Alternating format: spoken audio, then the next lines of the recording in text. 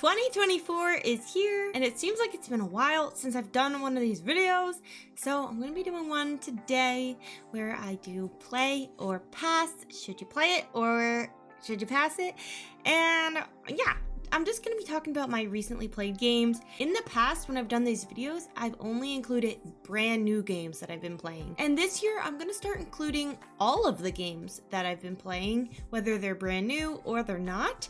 So that's going to start today in this video, where I'll be mentioning that as well. I think it makes it more fun, gives me even more to talk about, and then also helps older games get some attention. So I think that's what we're gonna do.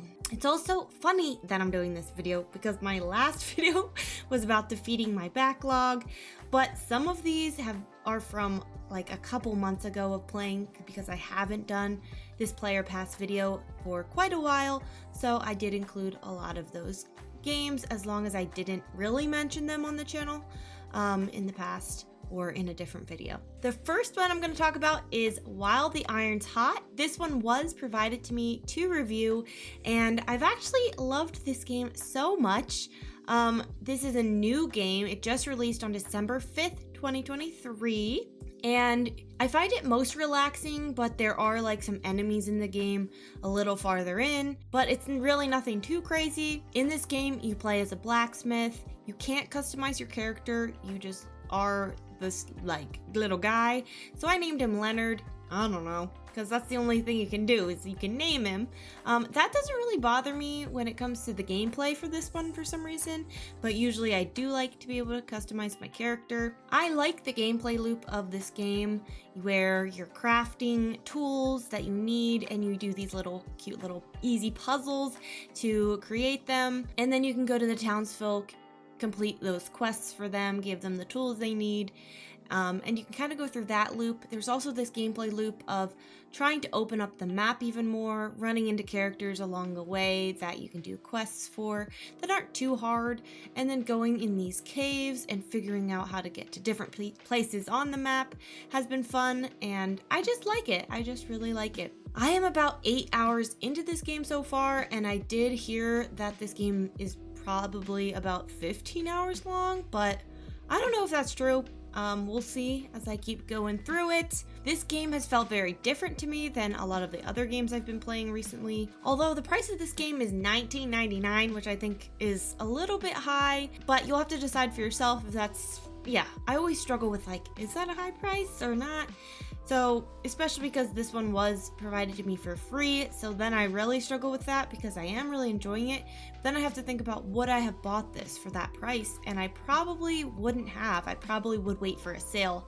So I do suggest playing this game, but probably waiting for a sale, because I really don't like to buy super pricey games anymore, and I guess $20 is starting to be pricey for me, because I've been picking up a lot of cheaper games recently, and I feel like a lot of them have a lot to offer, and Steam has a lot of sales.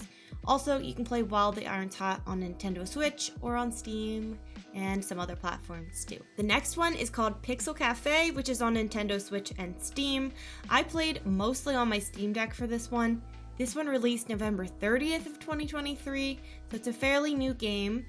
And I've played it for about 10 hours. I completed the one storyline, which I think was the grandpa storyline, but I don't even know. I'm like all confused about it now. But I want to finish the other storyline. So anyway, basically, there are two storylines I believe you can play through in this game. You play as Pixel, and she reminisces on her grandparents and how they've impacted her life. So there's those two storylines, kind of like the grandpa side of things, where you see cutscenes from that end, and then the grandma, where you see cutscenes on that end. So yeah, this is a food management game mixed with narrative in between all the difficult food managing stuff, where she starts different jobs and all sorts of things like that. I don't really play food games, but I really like this one. I find that like it could be really difficult at times, but it makes it really addictive, and then you have that like cozy little narrative in between, which is really interesting. to pair together, but it definitely works. Oh, and they added in some new modes that you can play, so you can lower the difficulty or heighten the difficulty if you want to. So that definitely helps for us cozy gamers who don't want it to be super hard and they want to see the story. The game is $12.99, but I believe I picked it up on a Steam sale, so I think this is a pretty fair price for it. And like I said, this one is on Nintendo Switch and Steam, and I would suggest playing this one. I really, really enjoyed it. The next one is Wylde Flowers, which came out like maybe a couple years ago. I think it started on the iPad store or on the iPad, like Apple Store or something, and then it became pretty popular in recent years. This one I've been told to play so many times. I finally picked it up when it was on the autumn sale, and I wasn't too sure if I'd like this game because it weighs heavily on narrative storyline stuff. And a little, like, it still has the farming gameplay, but it's not so grindy as it is with like Stardew Valley or something like that, which are the games I tend to like a bit more when it comes to farming sims. And you play as a certain character, so there's no character customization. You play as Tara, and I don't mind that. I am a girl though, so maybe that's why I don't mind it. But I actually really like this game so far. I've played about 10 hours of it so far, and this game is 100% voice acted whenever you talk to characters or have cutscenes, which is really cool. I didn't know if I'd like that. I thought maybe it would be kind of like cheesy, but it actually lets you kind of sit back and relax and just like play the game, watch it like a movie, and it's definitely very relaxing and very interesting and intriguing, and I'm like, what's gonna happen next here? Now, I didn't finish it yet, but as you can tell, I'm liking it, and I would also suggest that you play it, but just you have to go into it with the mindset of it's more narrative, it's easy. Like, a lot of the quests I think are very easy and you can do them pretty quickly, which I like, because when I'm like going into a game and I'm like, oh, it's narrative, I want to see the story, so I want the quests to be a little quick so I can see the next part, okay? So yeah, I like it. This one is also on Nintendo Switch and Steam, so you can pick it up in, you know, most places. And I would suggest playing that game. I think it's really fun, really cool and interesting. Next one is Coral Island. This one is not on Nintendo Switch yet, but it is on some other consoles. I've been playing it on Steam since early access, and recently they fully released the game. Well, fully released, because there will be some updates that come in 2024 for the game. And I know some people have been complaining about that the game wasn't released fully, that it wasn't finished. But for me, that hasn't really bothered me because I haven't hit any work in progress points of the game, because I've been playing it really slowly and I've been playing it on my streams solely, just because I've been enjoying it that way, and then I play other games offline. But I do highly recommend this game. I think it's full of content. I think it's really fun, unique, interesting. It's very classic farming sim, but also very unique and adds so many interesting things. I would definitely recommend looking up how it performs on whatever console you want to play it on, whether you have a gaming laptop or an Xbox, just to make sure that it'll play well for you, because yeah, you want to make sure you can play it, and it's a hefty game. And I heard it hasn't been running the best on Xbox. But when it comes to the gameplay and the hot NPCs and cute little characters and mermaids and festivals and farming and cute animals and outfits and decorating, this game has it all. So I would say play this one, pick it up, try it. It's definitely one of my favorite games. FiFine had its first DLC, and it was called Coast of Croakia, and yes, there are frogs that croak, I guess. So as cute as the DLC is to, you know, sing to little frogs and little bugs and stuff like that, I do find that maybe this would have benefited me more if it was in the game from the beginning.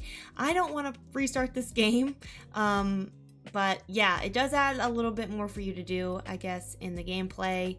But I had finished the main storyline already, and I feel like these little charms you can get and stuff would have helped me more with the main storyline, but I'm really not interested in restarting a new save. But I am inspired to pick up FiFine again so that I can breed animals, because I found out you can get a pink cow and purple cows and pink bunnies and all sorts of different colors for your animals, which I didn't know about until my friend in my Discord mentioned it, that they were doing that through their gameplay. So I'm like, that's so cool. So join my Discord down below if you'd like to be in there.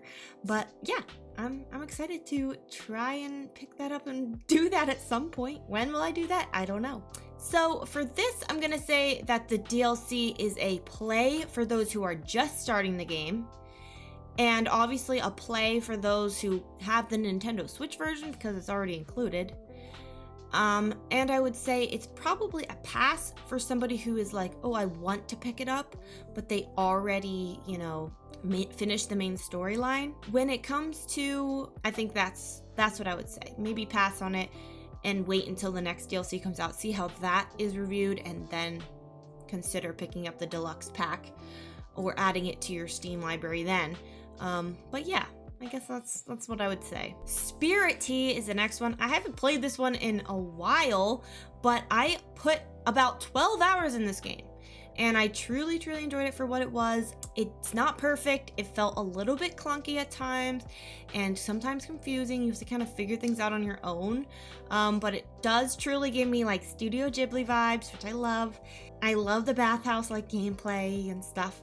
So Spirittea is a bathhouse management game inspired by Spirited Away, and I'm wanting to pick this game up again because I did really enjoy it. I love like helping these spirits and then discovering what they look like, and then they start showing up to the bathhouse, and it's very fun. It has the management gameplay loop. It has just a lot of cool things to it that I like. And I've been playing this on PC Game Pass, which is very convenient because the game is actually $19.99 full price, which I don't think is too bad. It's also on sale until January 4th for 15% off with the Steam Winter Sale. So if you can, run and pick it up if you wanted to play it. I would say this one is also a play for me. So all these games are getting pretty good reviews this time around. But yeah, now I have a few more games to talk about, and I'm gonna categorize them under something called dipped my toes in. These are games that I like dipped my toes into. I played a little bit, not a ton, maybe just started. So that's what this next category is gonna be. Okay. So the first one is called Snacko. This is an early access game. The Steam code for this was emailed to me right after it released in early access. So thank you to the publisher and developer for gifting the game to me. Snacko is a 2.5D farming sim where you play as a cat. There is no character customization besides naming yourself, and you are a little black cat. Snacko focuses on rebuilding the town, crafting, meeting new villagers, and more. I played this one for about 3 hours or so, and I didn't really feel very invested in this game. I didn't feel overwhelmed, but I just didn't feel like the game hooked me. Although the game did not feel like an early access game, it did feel finished from the 3 hours that I played, and that's a good thing. But for me, I honestly just don't see myself picking this one up again for some reason. I'm really curious if you've played this one, what you think about it. Should I give it another try? This one is a $25 game on Steam right now as it's in early access, which I think is pretty pricey. And I don't know if that's just the early access price or what, but that does seem pretty pricey to me. So yeah, that's Snacko. For me, I'd say pass on this one, but I've only played 3 hours of it, so you have to maybe look somewhere else if you really want a good review on this one. Yeah. Assemble with Care is the next one. This is a game I picked up on a Steam sale for a really low price. And I started playing this one during my Twitch 24-hour stream. And it's very cozy, very relaxing. This game released back in 2020, and it is not on Nintendo Switch from what I was looking up. It's originally a $7.99 game on Steam, but it goes on sale very cheap. So keep your eye out for that, add it to your wish list. You play as an antique restorer, helping the townsfolk of Bella Riva fix their precious items. It's very fun, and it's the first cozy game that I've ever gotten my husband to play with me. So that's really cool, and that makes this game really special to me. We are almost done playing it. It's a pretty short game. I played it on both my PC and my Steam Deck, and even though the controls are a little harder on the Steam Deck, that's how we prefer to play it together, as we pass my Steam Deck back and forth, trying to figure out how to repair these items. We're gonna be finishing this one together soon, and it's been really fun to see my husband get super into the game. He really likes repairing the items, figuring out how to do that. It also has like some narrative storylines in the middle, like a little book that you're reading kind of, and it has voice acting. It's really good. I would suggest checking this one out and playing it. Okay, the next one is called Portal, and this was a gift from my friend Fortnite, who has been a big supporter of my Twitch channel and my YouTube channel. So thank you, Fortnite, for giving this game to me and just being an awesome friend. I wasn't so trusting though of Fortnite when he gifted me this game on Steam, because I'm like, am I actually gonna like this game? I don't know. So we played it during my 24-hour Twitch stream, and so many people came in saying like, oh, this is my favorite game. Oh my gosh, Portal. Ah. So that was interesting to see, because I had never really even heard of this game before. I'm not sure if this game is on Nintendo Switch anymore. When I looked it up, I could click the game, but it said not available, so I don't know what's up with that. But it's on Steam, and it goes on sale for very cheap. It's 99 cents right now until January 4th, and then it's back up to $10. This game came out in 2007, and there's other installments of this game, like Portal 2, which I haven't played yet because I have to finish this one first. But Portal is a game where you solve puzzles by opening portals. And immediately into playing this game, I was like, whoa, whoa, whoa, whoa. I feel like I'm in a movie and I'm the star of the movie, and I'm figuring out how to get through these portals, and I don't know. I just liked it. So Fortune was right. I did like the game. I'm gonna finish it at some point, and I suggest that you pick it up as well. Lego Fortnite is a game that I played with my husband for the first time, and then I did play it on my 24-hour Twitch stream too. It is very fun to play with friends. I find it a little bit easier than Minecraft, which I guess it's been compared to a lot. I find it easier because it's a little bit more guided, and it's telling you, hey, you can craft this now, hey, you can do this now. Where in Minecraft, I think I was very confused and needed a lot more guidance.